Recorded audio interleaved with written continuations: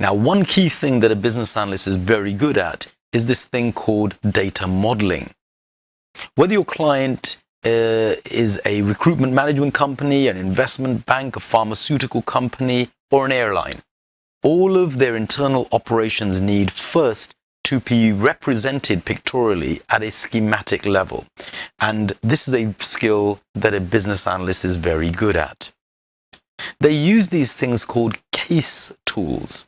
So, computer-aided software engineering tools are used to create these data models. So, case tools include things like Visio, UML, and ClearCase.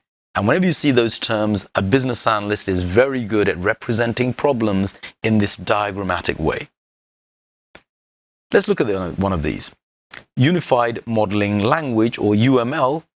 Although it sounds like it might be a language, it's actually an international standard or tool for languages which comply with this thing called the UML standard.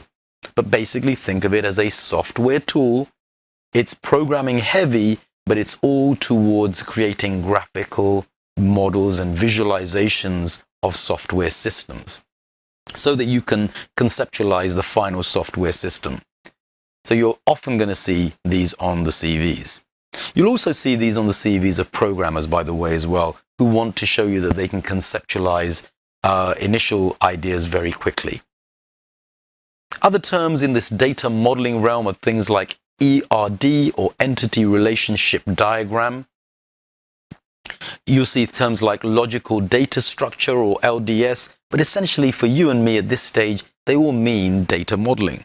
Data modeling, the art of modeling what the user has told you and describing the new system in conceptual terms. Now remember, it's much easier for IT people to look at something like this and create a software from it, rather than us passing them a huge lump of prose. So if we gave them a document full of words and loads of thick paragraphs, it's kind of useless. But if they see something like this, they can visualize answers very quickly.